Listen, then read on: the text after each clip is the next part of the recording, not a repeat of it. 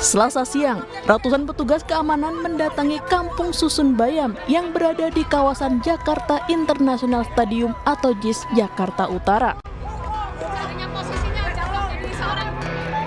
Para petugas ini mengaku mendapatkan perintah dari PT Jakpro selaku pihak pengelola. Petugas meminta kepada warga agar segera mengosongkan unit rumah susun yang mereka tempati.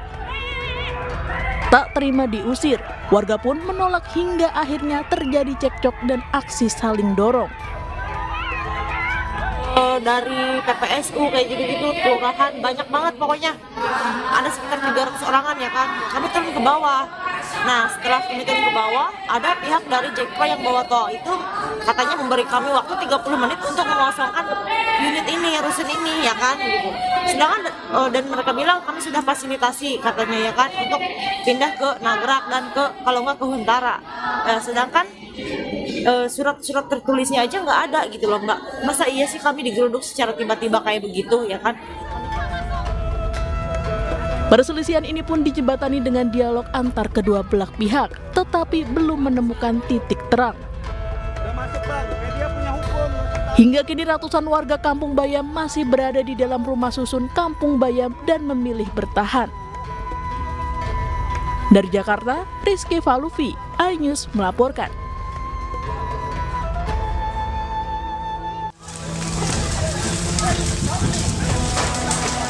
Kebakaran melanda rumah warga di Dusun Cilalang Utara, Kabupaten Baru, Sulawesi Selatan, Senin malam. Material rumah yang terbuat dari kayu membuat api dengan cepat membesar dan melalap seluruh bangunan.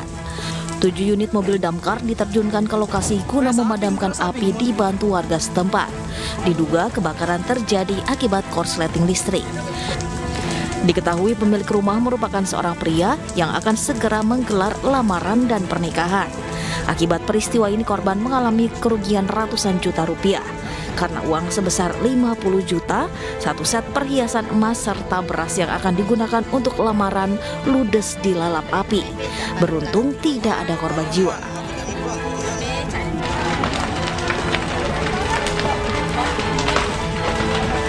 Selasa siang, 5 peta kontrakan di Kelurahan Kampung 1, Tarakan Tengah, Kalimantan Utara hangus terbakar.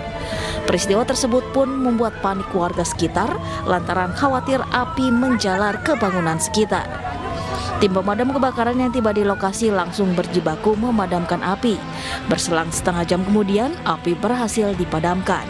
Meski tidak ada korban jiwa dalam peristiwa ini, namun 5 keluarga kehilangan tempat tinggal dan pemilik kontrakan menderita kerugian hingga ratusan juta rupiah. Sementara itu, penyebab kebakaran masih dalam penyelidikan pihak berwajib. Gimana penyu? Orang ngerti sih tuh ya. Sementara itu diduga akibat korsleting listrik pada bagian mesin, sebuah angkutan kota jurusan Salatiga, Kembang Sari, Jawa Tengah terbakar Selasa siang. Kebakaran bermula saat mesin angkot akan dipanaskan sang sopir. Namun setelah beberapa kali coba di starter, mesin angkot tidak kunjung hidup sehingga sopir meninggalkan angkotnya untuk mencari pertolongan agar bisa didorong. Naas baru ditinggal beberapa langkah muncul kepulan asap pekat dari bagian mesin yang disusul dengan kobaran api. Meski sempat mencoba dipadamkan, namun kobaran api justru semakin besar hingga menghanguskan seluruh badan angkot. Diduga kebakaran disebabkan korsleting listrik di bagian mesin. Api baru berhasil dipadamkan setelah petugas damkar diterjunkan ke lokasi. Akibat peristiwa ini kerugian yang diderita pemilik angkot ditaksir mencapai puluhan juta rupiah. Tim Liputan iNews melaporkan. Pemirsa, 4 rumah di permukiman padat Jalan Jati Indah, Pondok Pinang, Kebayoran Lama, Jakarta Selatan ludes terbakar pada Selasa sore.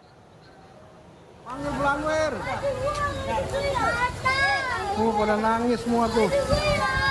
Habis. Kepulan asap hitam terus keluar dari atap rumah warga yang terbakar. Padatnya permukiman warga membuat api dengan cepat membesar hingga merambat ke rumah lain. Diduga api berasal dari kompor salah satu rumah yang ditinggal saat sedang memasak. Tidak ada korban dalam peristiwa ini. Sementara itu api mulai bisa dipadamkan setelah 13 unit mobil pemadam kebakaran dikerahkan ke lokasi.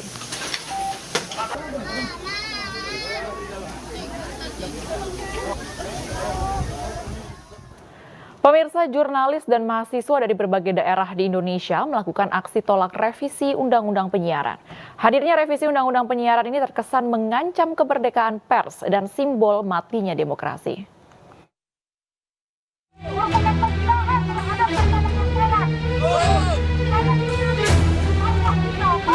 Puluhan jurnalis Medan melakukan aksi unjuk rasa di depan gedung DPRD Sumatera Utara untuk menolak terbitnya RUU Penyiaran. Hal ini buntut keresahan dari jurnalis di Medan terkait adanya aturan baru yang akan disahkan di DPR RI. Adanya RUU Penyiaran ini dinilai mengebiri hingga mengekang kebebasan pers.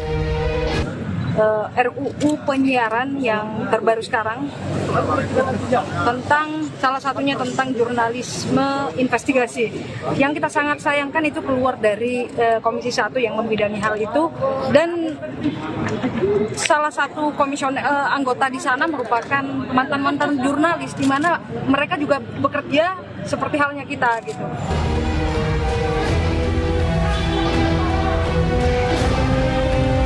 Sementara itu, puluhan pengunjuk rasa yang tergabung dalam gerakan aktivis mahasiswa menggelar unjuk rasa di Kota Makassar, Sulawesi Selatan dengan membentangkan spanduk bertuliskan tolak ancaman kebebasan berekspresi. Belasan mahasiswa ini juga melakukan aksi bakar ban bekas di tengah jalan serta menghentikan mobil kontainer sebagai panggung orasi hingga mematikan arus lalu lintas. Dalam aspirasinya, mereka menyampaikan penolakan pembahasan draft rancangan Undang-Undang Penyiaran oleh DPR RI. Dengan adanya pembahasan ini, ada beberapa pasal yang sementara dibahas yang kontroversial terkait Undang-Undang Pers saat ini. Kami menganggap dengan adanya pembahasan atau pengesahan dari RUU Penyiaran ini akan muncul timbul pengekangan bahkan pembungkaman demokrasi di negara. Diketahui pembahasan rancangan Undang-Undang Penyiaran merupakan inisiatif dari DPR RI yang direncanakan untuk mengganti Undang-Undang tentang penyiaran. Tim Liputan iNews melaporkan. Pemirsa, ratusan mahasiswa dari Cipayung plus Malang Raya menduduki gedung DPRD Kota Malang. Massa juga membakar ban dari depan gedung. Hal tersebut dipicu lantaran massa kesal tidak ada satupun anggota dewan yang berada di gedung DPRD saat mereka menyuarakan 26 tahun reformasi.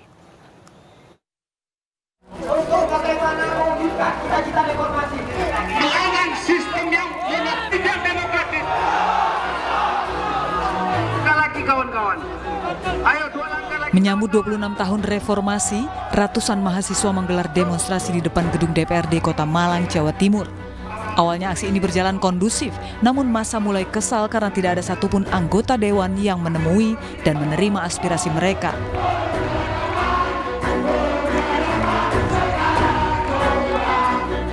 Massa pun mulai memaksa masuk ke dalam gedung. Massa juga membakar ban di depan gedung. Beberapa mahasiswa mulai memanjat pagar gedung dewan yang ditutup dan dijaga oleh kepolisian. Mereka masuk ke dalam halaman gedung DPRD. Dan akhirnya setelah aksi berlangsung 2 jam, massa berhasil masuk ke dalam gedung dewan, kemudian membacakan tuntutan mereka.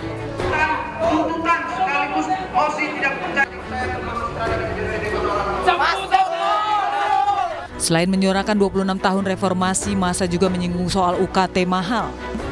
Mereka meluapkan kekecewaan pada pemerintah yang disebut tidak ikut mencerdaskan kehidupan bangsa.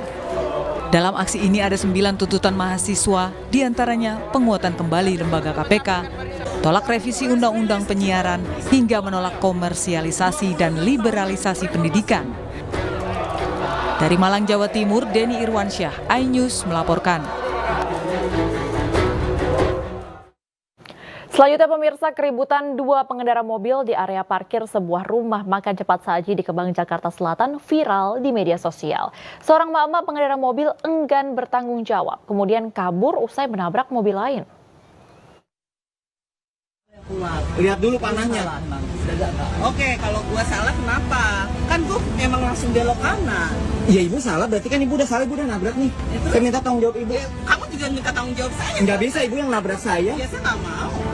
Inilah video amatir keributan dua pengendara mobil di area parkir sebuah rumah makan cepat saji di kawasan Kemang, Jakarta Selatan yang viral di media sosial. Kalau mau belok, itu lihat dulu Bu, kirinya ada orang atau enggak. Ibu nih saya udah nongol nih, muka saya nih.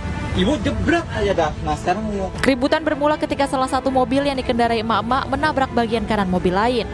Bukannya bertanggung jawab kepada pemilik mobil lain, emak-emak yang mengendarai sedan hitam tersebut justru kabur meninggalkan korban. Mobil gua, berpiranin latin aja lu ya. Yang benar yang putih. Yang benar yang putih. Itu Udah lihat. udah ada tandanya. Lagi rame gitu. Walaupun tidak menelan korban jiwa, namun dihimbau kepada para pengendara untuk tetap berhati-hati dan saling menghormati selama mengemudi, serta siap bertanggung jawab jika terjadi hal-hal yang tidak diinginkan. Dari Jakarta dan Helmi Sajangbati, iNews melaporkan. Pemirsa, petugas gabungan menggelar razia juru parkir liar di sejumlah wilayah Jakarta Timur. Dalam razia tersebut, seorang juru parkir ngumpet di kamar mandi minimarket dengan alasan buang air.